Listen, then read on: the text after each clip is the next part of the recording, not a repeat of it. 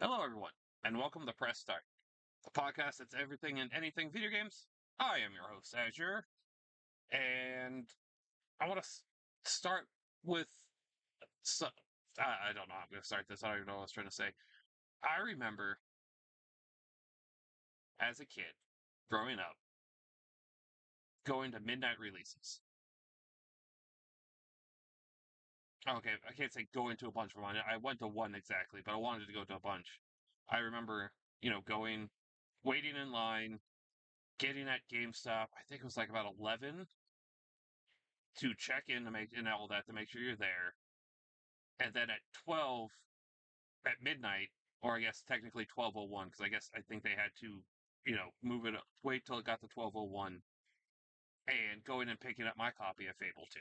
Only midnight release I ever did myself, so like go and pick up a game that I was really excited for. I've done a bunch working at GameStop, but by the time that I was working at GameStop, it was more of the age of digital games, and midnight releases weren't really a thing. Which I thought, which kind of sucks. I I wish midnight releases were still big of a thing as they were back in the day, because I feel like they're a great, I guess, like bonding experience, like with you and other gamers and all that who are going to pick up the same game, and it was a multiplayer game. Like let's just say like Call of Duty or a sports game or something. It's like, oh, what's your gamer tag? When we get everything logged in, get everything going and all that. Well, let's play since, maybe the servers might be kind of wonky. Well, back in the day they weren't. But you would, play with other people, enjoy the game and all that. And now they're just less and less.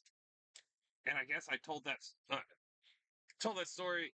To me, it, you know, goes in line with this next thing. Some people might not think so.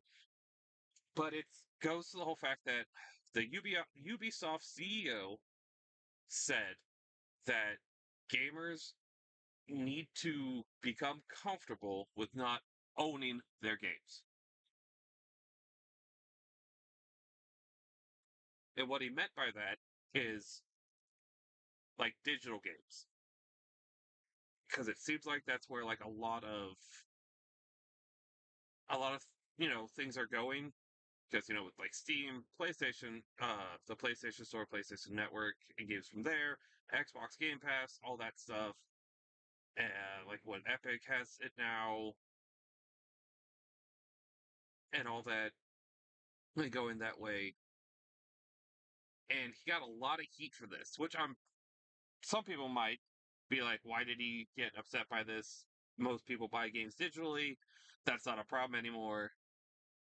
But it comes down to the fact that, yes, some of these things, like what I said, Steam, PlayStation, Xbox, Epic, might you they've been around for so long, have a good foothold in, the community.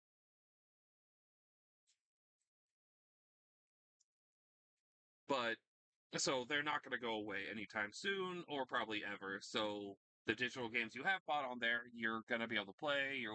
You're not going to lose ownership of them. But I think what a lot of people will point at is, does if anyone remembers Stadia was a digital only thing, and from what I've heard from people, it actually worked great, and it was actually pretty good, and they were both surprised and not surprised that it went away. But why I bring up Stadia is all the people that bought. What was it? I think you could play Destiny 2 on there, and the game's on Stadia. If you bought them on Stadia, Stadia is now gone. Went bankrupt. It's gone. No more. You lose those games. You paid full price for them. You quote unquote own them.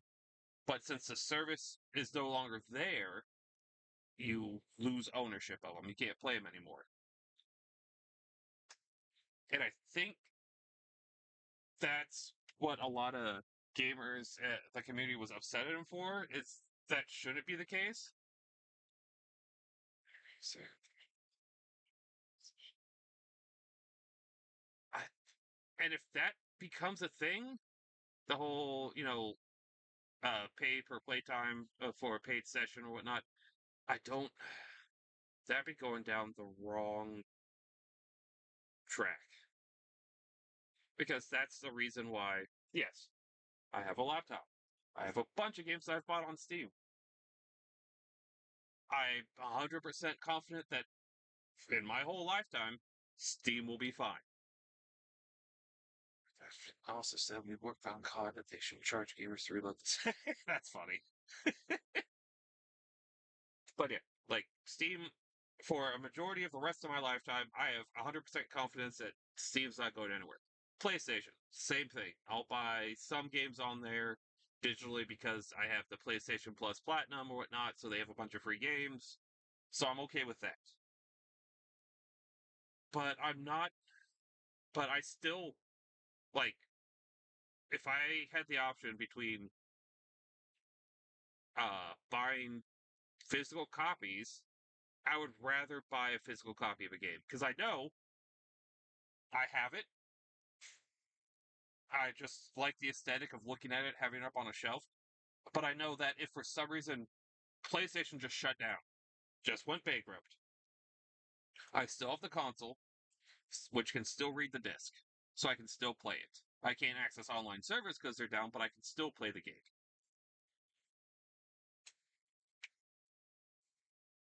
But with this whole digital thing, PlayStation goes down, you can't access their servers, you won't be able to own the game.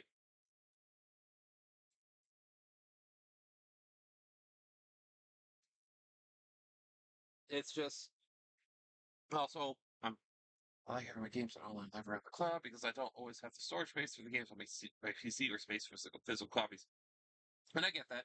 And this might just be, oh, I'm old. I call myself a boomer, even though I'm a millennial, and I prefer physical games. That's what I always had. I always had physical games growing up. Always will, as long as they make them. I mean, probably a bunch of you guys. I don't know. I mean, some of you I know the age. That just reminds me of the sad state of Barnes and Noble. Yeah, but did you? Cloud storage. Yeah, cloud storage was a big upgrade, but I don't know. I know the age of at least one of you in chat. Do y'all remember that PC games used to be discs? Like you had to pop it into the store into the CD drive and play it. And now, like now, things like most laptops I see don't have CD drives. Everything is either you just buy it off of Steam, or for the rare chance you buy a PC game nowadays. That's interesting that Fallout 4 had a disc for PC. But what I've seen a lot, especially working at GameStop, is if we sold the disc just maybe downloaded from Steam. That's hilarious. If we sold PC games, when I worked there, we did. It was a case, but it had no disc in it. It was just a code, and it might have just been a code to go get it from Steam or from their actual website. It's I don't know. I feel like we shouldn't be comfortable with not owning our games because that's really weird. If that's the case, then have Steam. If that's the case, if that's the way we're going, then what these things need to do is like Steam. I mean, PlayStation and Xbox already kind of have it with Game Pass and PlayStation Plus. Is you need to start doing it as like, oh, you have to pay. Let's just throw out a number because there's a lot of games, and maybe they have to limit to like, oh, you pay $50 a month and you can download up to 25 free games every month off the Steam store or whatnot. But that's the way it has to go. Not the way we're paying $60 for a new game or $70 now for a new game on, PlayStation, Xbox, Steam, any of these other digital storefronts. And if they go bankrupt, we're gonna just lose that $70. I'm just saying things like as a bunch of hypotheticals. I don't expect Steam. I don't expect PlayStation. I don't expect Xbox. Epic has been going strong. I can't say it's been like it has been long enough for me to feel 100% comfortable with getting a game from Epic. but they're going the same route to where I do believe Epic will be a thing where it will never go down, or will be alive for the next 50, 40 to 50 years.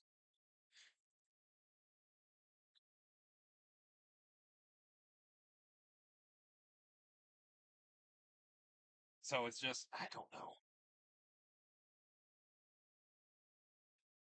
if we're gonna not technically own games. I think these things have to go to like a subscription based service to where it's $50 a month or something that they decide, and they have it to where you can download X amount of games a month or whatnot.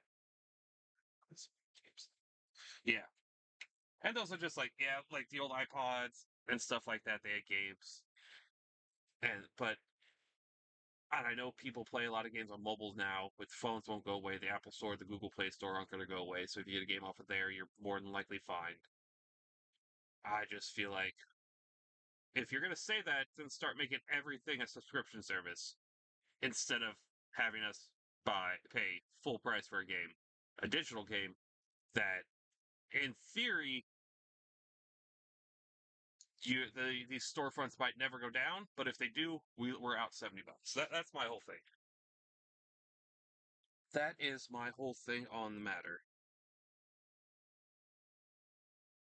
Play Minecraft on my phone. Yeah, like I said, when I guess we'll pivot a little bit and talk about mobile gaming a little bit. When mobile gaming came out, I will say I was one of those people that were like, if you play games on your phone, you're not a gamer. Because at least when they came out, when when phones and all that and started having more and more games, they didn't have like actual games. It was more just like a bunch of gotcha and all these types of games. But now phones have advanced. You can play a lot of games on the phone. They're making ports for games. So now I feel like mobile gaming is a actual form of gaming and not just something that was memed on anymore. Also, have I talked about GameStop? For those who have been here for every episode, like, have I talked about GameStop in any episode? I know I've talked about wanting to talk about GameStop and why people have so much hate for GameStop. I just don't know if I've actually like covered it to maybe get some people off GameStop's ass.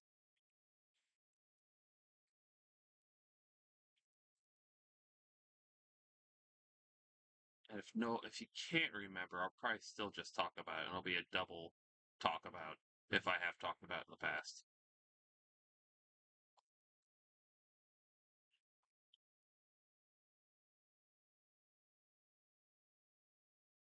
Yeah, mobile gaming is getting better and better, which is a good thing.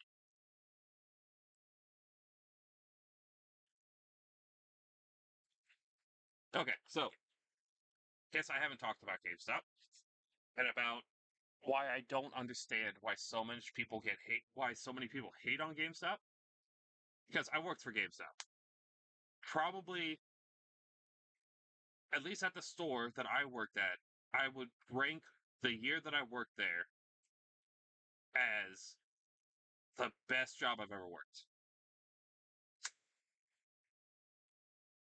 GameStop as a company is great to work for. It used to be, I don't know what it is now with how everything has gone. I remember working at GameStop when they were bringing like more figurines and other things in there. I was working there when they bought the Geek, so all that stuff. I was there for that transition. But here's something people need to understand about GameStop that I don't think people know. Technically, I don't know if they still are. I don't know if they still are Fortune 500. I'd have to look that into that, but I don't know. But what GameStop technically is GameStop is technically a pawn shop. Quotas for sale numbers and engagement, that's like anything. They've had that for a while. But they are technically a pawn shop. And so people didn't know that. That's technically what they are. I guess I think that's how they have, like, as a company, they have to file taxes and or whatnot. Their business is under is technically a pawn shop. When you trade in games, because this is the biggest thing I've seen people. Some games has freebies were sold without it because employees were stealing and selling them separately. Possibly. I'll get into some of that. But they are a pawn shop. And when you go to sell games to GameStop and they tell you that you're getting $8 for something that was a $60 game that might have, only came out a year ago, so it's still maybe you think kind of popular, people are right still playing it, not that old.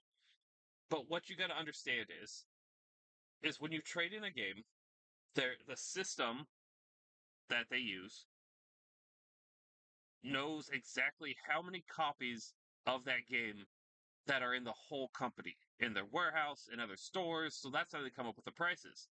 So if you bring in a game that is $8, what that should tell you is they have a fuck jillion, maybe not a fuck jillion, but a ton of this copy of game. And it's probably also like, okay, this is how we have how many we have in total, and for the whole company, and they see like numbers of how it sells and all that. So that comes into a lot of why they make a certain price. Because if you bring in a $60 game that's been out for a year and you get like $5 to $8 for it, that tells you that a lot of people are traded in or selling that game to GameStop, and GameStop isn't selling a lot. They're not making enough of a profit, so they don't want to take in this game and buy it from you for like $20 to where they're not going to make any money off of it. So that's that. Another thing, why people might be like, oh, why when I go into GameStop and I want a game and I bring up the case that's new, get you a mystery box and yeah, that's true.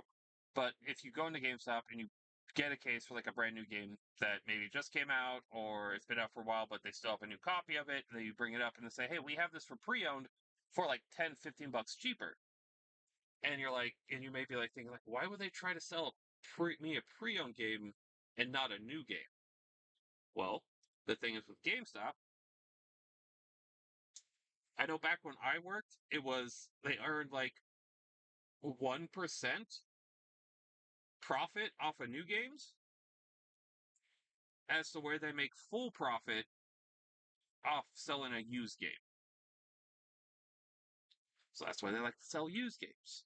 That's why they were always trying to recommend used games. Unless it's a brand new game that just came out in the past couple months, then they probably won't try to sell you on a used game because they understand new game people want, brand new game if it just came out because it might have, special stuff that came with it for new, but that's why they try to sell you used games. And you might also go to a GameStop because I had this question asked a lot when I worked at GameStop. You'll see a new game that's on sale. It's like brand new game, normally $65, $60, and it's on sale for half price for $30. But the used copy is still selling for like $50, $55.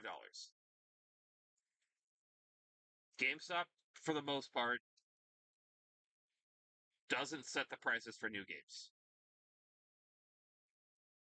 That's all done by the companies. It's by like Sony, Microsoft, Xbox, Square Enix, any of these game studios and whatnot. They're the ones who said like, oh, we're gonna put this on a deal.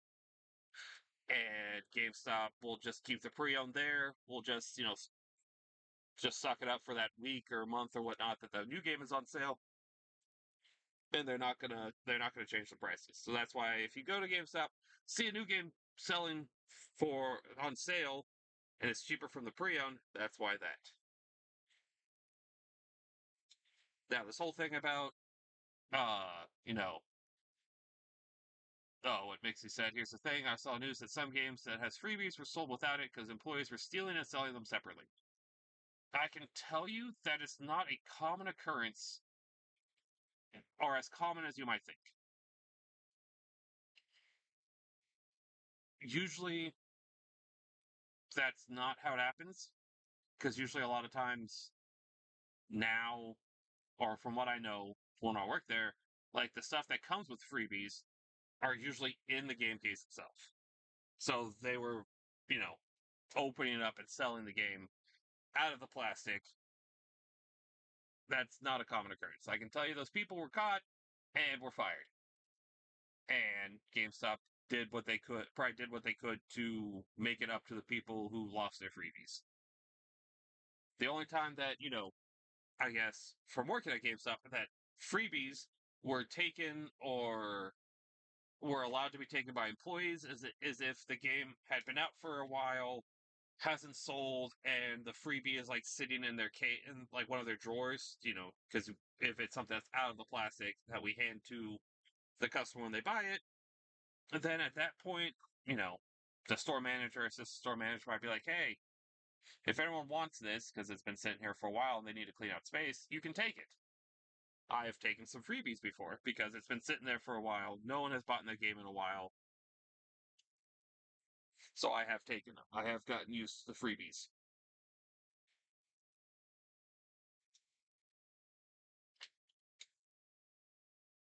Also, for me, why I say GameStop was the best job I ever worked at, besides the group of employees, my store manager, assistant store manager, and all that. They were all great. Enjoyed the hell out of them. One of the perks, I don't know if it's still a perk, but one of the perks of when I worked at GameStop was I could check out any game for the most part, unless it was like a brand new release. I can check out any game for a week, play it, beat it, bring it back. Didn't have to pay. Technically, I didn't have to pay for games. And my store manager was fucking awesome. Ted, if you somehow listen to this, fucking love you. You opened my eyes to a lot of good games and stuff like that. But what he would do is like if I pre-ordered a game and it came out, but I didn't have money, he would let me check out that game. Let me take it home, play it, because at the same time, he probably wasn't supposed to, but at the same time, he wanted his employees to be, if someone comes in asking about the game, if you have it on pre-order and all that, you want to know like about the game so you can try to sell it. So he would let people check out the game, and then once you got paid and had the money to pay for it, you return it and just buy your copy. I played so many games for free. It was honestly ridiculous. If I could, I would go back and work at GameStop part time. I'd have to find the right store, but that place was awesome. I will never understand the hate people get that people have for GameStop because they don't use their brain and actually think about these things or ask questions or ask people who work at GameStop these questions. They just think, oh, GameStop's trying to scam me. No, for the most part, GameStop's not trying to scam you. If you bring in a new game and you get a buck for it, that'll tell you something that pretty much everyone else who bought this game has traded it in and they haven't sold any. Also, don't don't buy protection plans for PlayStation 5 and Xbox, the newer Xboxes. Those are a scam. Those are a scam now. They used to not be because back in the day, discs weren't great. You could scratch them very easily. Now games are on Blu-ray, and Blu-ray is incredibly hard to scratch to get damage. You have to be totally negligent to do that. So don't worry about buying them. Oh, but yeah, people stop hating on GameStop, or I will come after you. I will kill you. No, that's a bit much. I'm not going to kill you. I'll just tell you you're stupid because GameStop is great. Yeah, I didn't expect to talk about GameStop. So let's open it up to questions. I had other things to talk about, but I can save those for other episodes. Don't want to drag on too long. But yeah, questions. If anyone has questions, ask them now. And to anyone who's new, questions could be anything about what I've talked about today on this episode or just general gaming questions.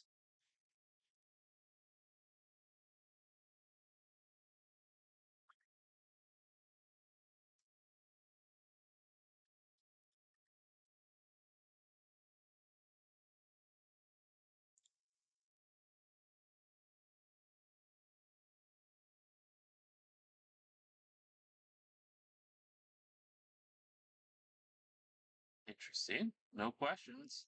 This is going to be a first.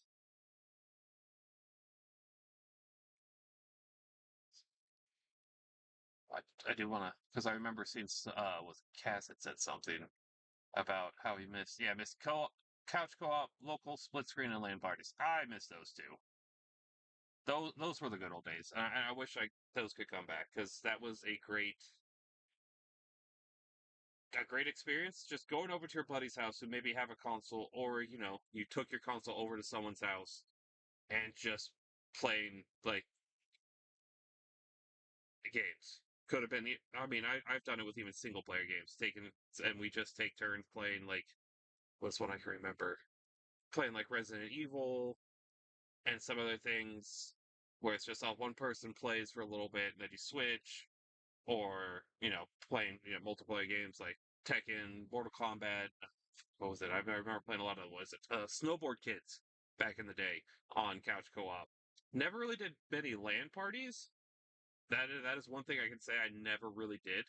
So I didn't have a PC for a long time, but couch co-op, local split screen, those were the days. Now everyone just plays online, and it's kind of sad because now you don't get to go outside and actually get human interaction. It's just still talking to a screen. But I can't say much because I'm talking to a screen right now.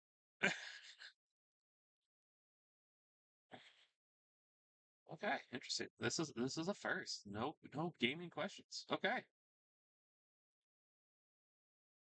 See if anything else chat that I can talk about.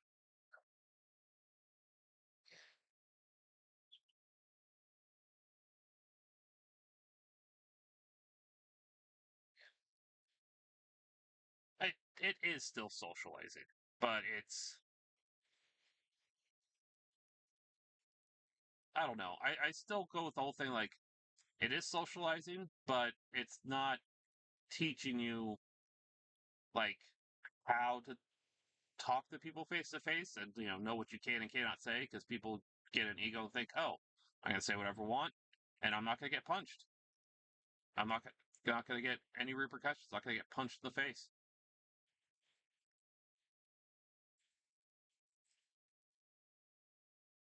Well, yeah, that'll be it for today's episode. Thank you all for coming. To those who watch this afterwards on YouTube, I do these live every Sunday night, about 6:15 p.m. Eastern. Uh, at twitch.tv/Azure_games. So if you want to come hang out while I do these live, ask your questions, give input on anything, more than happy to have you join. But thank you all for coming. I'll see you next week. Bye bye.